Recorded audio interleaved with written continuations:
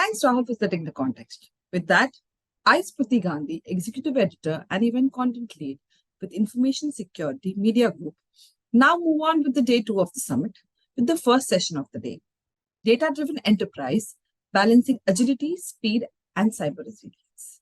Now, rapidly accelerating technology innovations recognize the value of data and the increasing data usage, which are changing what it means to be data-driven. To speak on this and more, I now welcome Professor Syed Munir Khasru, who's the chairman at the Institute for Policy, Advocacy and Governance, IPAG, Bangladesh. Welcome, sir, to the summit. Good morning. It's a pleasure to be joining you, Shruti, Southeast Asia Conference. It's a pleasure to be back again. If you remember, last time we came together was during those pandemic years, 2021. We all are quite happy to have left it behind, moved to the post-pandemic era. Professor, my first question to you is on data strategy and collaboration. How can organizations effectively align their business goals with the IT strategies to create a cohesive data-driven approach that fosters collaboration across departments? Now, the question you have raised is quite pertinent and important in the current context. How does IT strategy play into the organizational growth, business aspirations, so on and so forth? Now, when we talk about IT strategy, fundamentally it encompasses how much our organization is willing to invest resources and money into IT infrastructure and the resulting effect on the digital transformation ecosystem within and beyond the organization, and of course the issue of cybersecurity. Now, research show, and many of our findings show, that in spite of all those wonderful news on digital connectivity, people across the digital divide, the gap becoming less, that even now almost 75% of the IT strategies are reported not in alignment with many of the organizational objectives and goals. And no wonder almost 20 to 25% of CXOs have expressed their difficulty in communicating the goals of the IT strategy aligning with the overall organization objectives. Now, having said that, what is the solution? That automatically leads to the inevitability and importance of having data-driven approach. And if you look at the rise of the giants, the Google, Meta, Amazon, they have ridden high on the back of enormous amount of data they have. So for any organization in 2023, data-driven approach is no longer an option but real-time necessity. And we have seen organizations who have data-driven approach in terms of solving complex problems with quality analysis, reliable information, are more likely, 25 times more likely to attract new customers and 6 times more likely to retain old customers and almost 19 times more likely to have more profitability. And just to share a few examples, fundamental and foremost to have very clearly defined organizational objectives and goals. Look at the case of Amazon. The goal was very clear, quote unquote, to be the world's most customer-centric organization. And what Amazon has done subsequently, used the algorithm very smartly by tracking customer behavior pattern, their browsing habits, and the marketing, customer service, IT work very closely to deliver value-added customer satisfaction. In the neighborhood, we have PayPal, one of the very popular online payment platform. They have aligned their IT strategy services more into tracking and detecting fraud, which makes sense given the payment system they have successfully launched. Same goes for Tokopedia, Indonesian online commerce platform, which has used machine-driven algorithm to do the same thing, prevention and detection of fraud. So what I'm trying to say, many companies also have found ways to blend in their IT strategies goals with the main corporate objectives.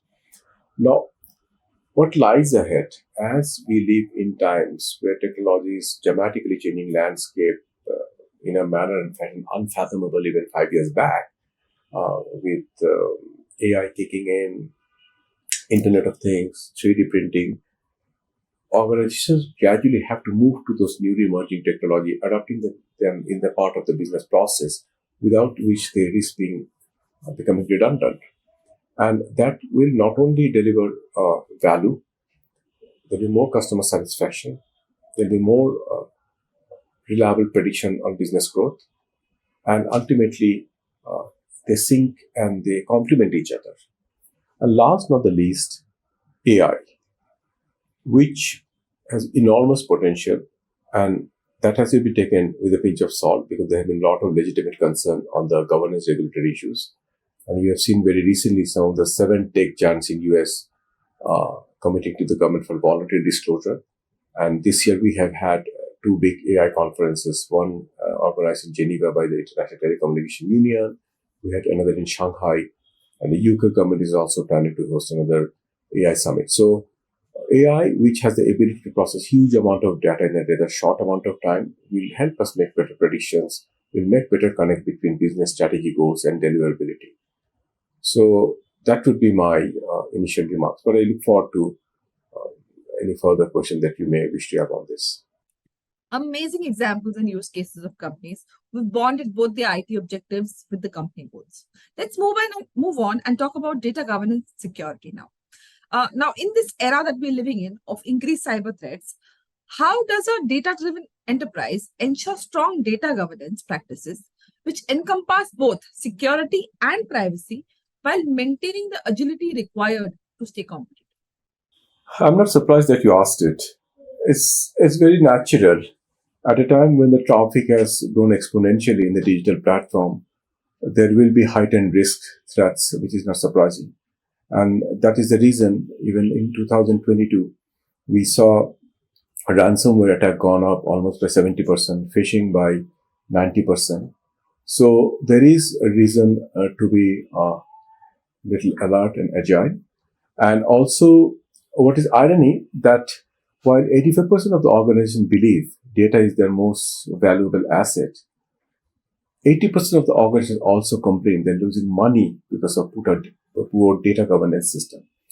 So it's a sort of conflicting situation. Now, having said that, we have seen even some developed countries within Southeast Asia region, like Singapore and Malaysia, which have had in the first half of 2019 pandemic, significant rise in the business email being compromised, being attacked. At the same time, we saw some of the countries in the region do a good job in personal data protection acts and laws like Indonesia and Thailand. What I'm trying to say that countries are conscious, are moving, and there is conscious effort on this data governance. And when we talk about data governance, we have to pay particular attention to use like data review policy, data retention policy, data encryption policy, and access control system. So these are some of the vital links. And there are some companies who have done a great job. Like, for example, AirAsia has a encryption policy whereby the encryption mechanism gets very quickly activated whenever data is being transferred or in transit or resting, which has enabled to secure its client-based data. Similar in the health industry, we have the Johnson & Johnson, which have done a good job in terms of ensuring that data governance laws are compliant with industry standards, with insurance company requirement. And that's the reason we have seen data to patients and others have been quite secure. So what I'm trying to say is that it's a holistic approach and needs more coordination. And when we come to the question of agility, yes, it's true. While we remain to be careful to safeguard against possible breaches, we cannot let that sort of in any way deter the creative potentials.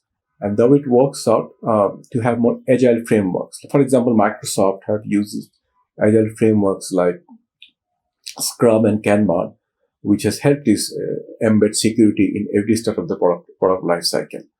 So it's not that it's a mutually exclusive proposition. The challenge is how do we maximize, unleash the creativity at the digital platform cyber world, and at the same time ensure we minimize the risks. So which will need more and more us to be more adaptive, more aware of the changing circumstances, more aware of the ecosystem of the cyber world, and be ready to respond to the needs without really getting panicked about it. I think that lies the key in terms of responding to the sort of continued challenge we face in the cyber industry.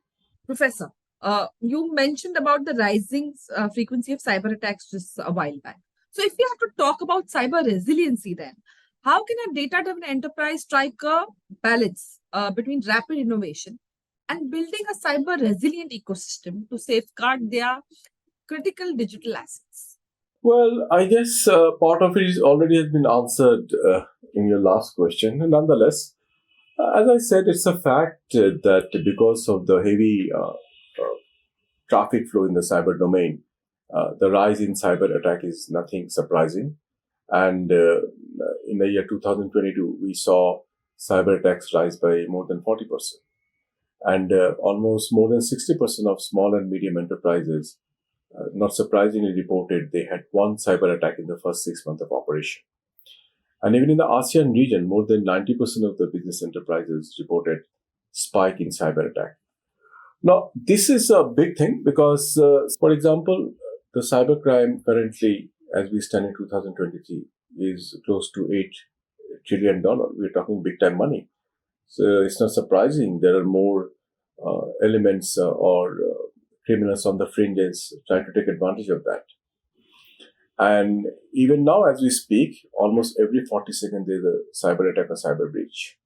So this is a real-time problem. Now, having said that, every problem has some solution. In this particular instance, two things, in my opinion, are very important.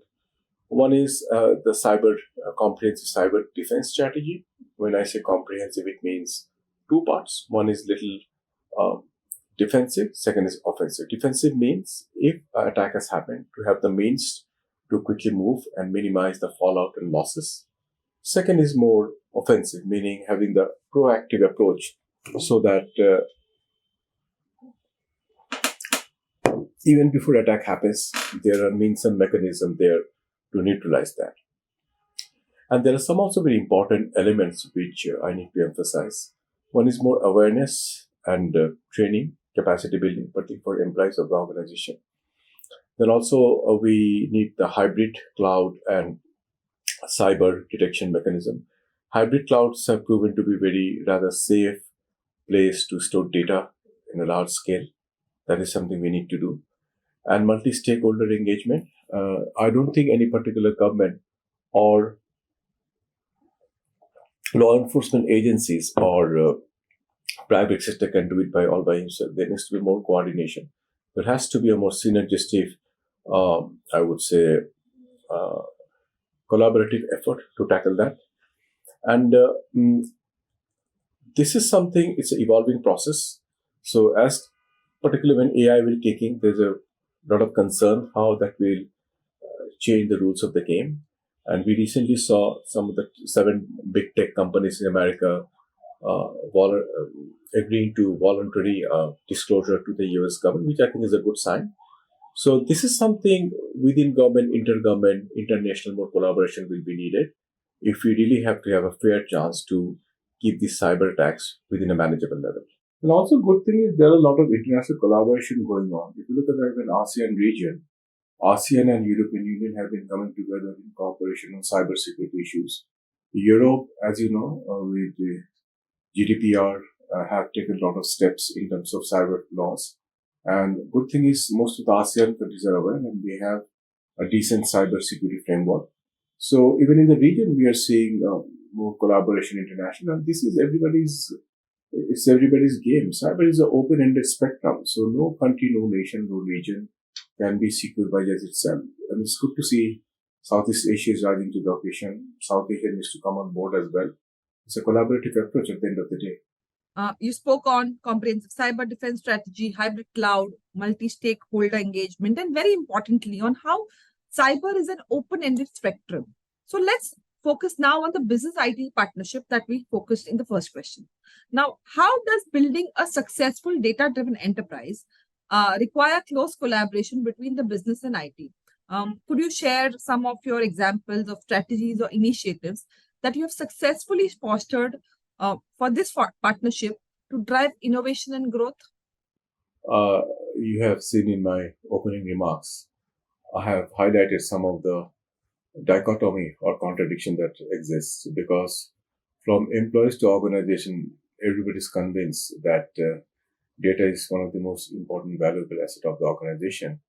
But ironically, when it comes to data governance, many of the organizations are falling behind. It's not the lack of will, I would say it's a cultural issue. So while they understand and appreciate the value of data-driven approach, making decision based on quality data, quality analysis, when it comes to adopting on a day-to-day basis, there's still a gap between the IT strategy and IT people and people who are driving on the business front. On the other hand, these are amazing times. Every day, 5 exabytes of data are being produced around the world. And companies are spending a crazy $3 trillion for facilitating 100 million meetings every year within their employees. So which is unthinkable even a decade ago. So a lot of resources are being pumped in. When it comes to collaboration between business and IT, as I was mentioning, there's still much to be done. And I can share a few examples where we have seen successes. I've mentioned about Microsoft Teams, and the Power BI. They have done very well in terms of bringing employees into the collaborative framework. While Team has facilitated interaction collaboration, Power BI has helped provide insights. Then we have seen even companies like McDonald's, more known for the fries and Big Macs, how they have spent around $300 million to buy a big data company, Dynamic Yield, and which has enabled McDonald's to have more algorithm-driven output advice to the retailer. So even someone on McDonald's is doing that to deliver value-added service. Of course, I need to mention Netflix, one of the very successful organization of our times. It has very smartly used data analytics in terms of gaining insights through making smart use of, on an average, 30 million plays, 4 million ratings, and about 3 million searches that happens.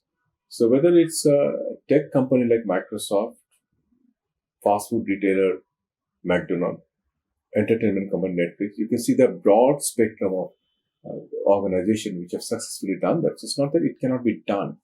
It's a whole range of shifting mindset that needs to happen. So while we have gotten very used to the benefits of e-commerce, e-education, e-health services, the organization who are the provider and the individual entities on the receiver, there's still a gap. And particularly within the organization, the cultural shift still has not happened. Even if we developed economies like North America, US, Europe. So it will take time, needs more education, needs more capacity building, needs more within and outside organizational interaction, more close consultation, awareness, more knowledge platform. And what you're doing is part of that process. You're bringing out people like us to speak, and that hopefully will heighten more awareness, and that divide will be more bridged in the coming days. There remains a considerable amount of work yet to accomplish. And while we change the mindsets and adapt to the change, the technology landscape is constantly evolving.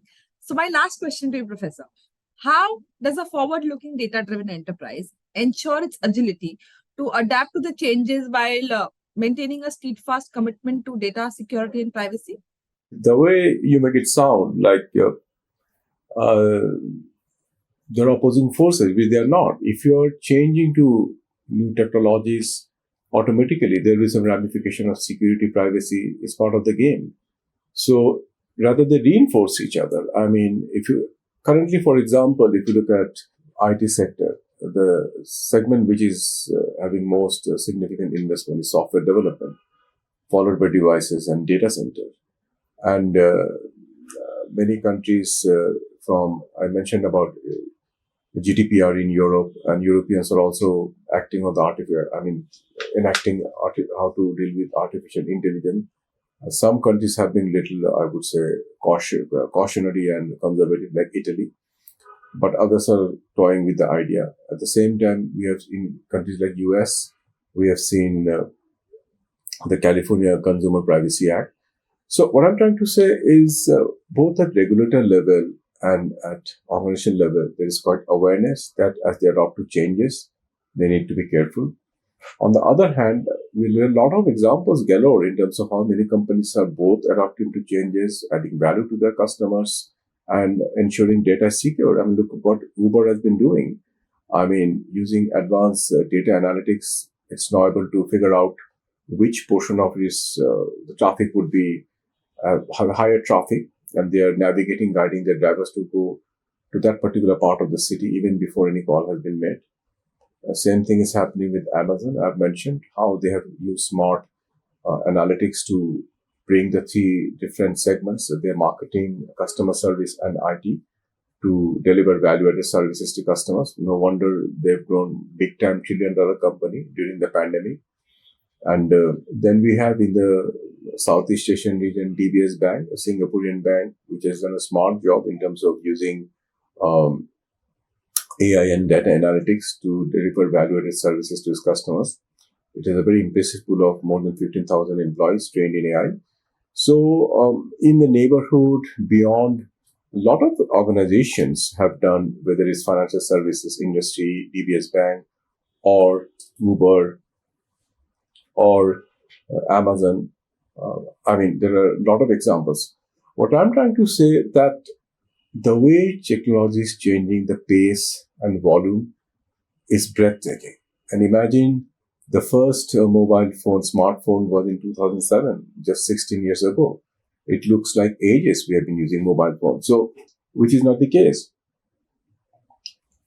Meaning that changes, technological changes now no longer, I mean, a myth, it's a part of life. And pandemic, if nothing, has given the first shot in the arms in terms of making us all awake to the reality we're facing. No, these are uncharted territories, definitely. Whether we should tread our path carefully, obviously. But should that stop us from stepping back and being overcautious? Of course not. I mean, creativity is something that will continue to be. The question is, how do we manage, how do we regulate in a fashion so that those red flags are there when needed, precautionary measures are there. But end of the day, whatever we are, what makes us human is our infinite thirst and the drive to quench that thirst to unleash our creative potential. And that leads to the rise of the tech giants. So after 10, 20 years, what will happen, you and I don't know. But that should not deter us from exploring new horizons while making sure necessary safeguard measures are there. So with that note of both caution and optimism, I would like to draw conclusion to my remarks for your wonderful event. I wish all the participants all the best. And I hope my few remarks, fireside chats, have been of help. It has been a pleasure to be all of you. I wish I was there in person, but I wish the event very success. And to all my colleagues and peers joining, I wish you all the best and hope to meet each other soon in one of those events and platforms. All the best. Thank you. That was a wonderful conversation. Now, all of us need to remember that in the dynamic landscape of the data-driven enterprise, striking the right balance between agility, speed, and cyber resilience will ultimately shape your journey towards sustainable success and innovation. With that, thank you, Professor Syed, for your time and this amazing conversation once again. Do keep your social media posts going on using the hashtag SCA Summit 2023. Enjoy the rest of the sessions. This is Smriti Gandhi signing off.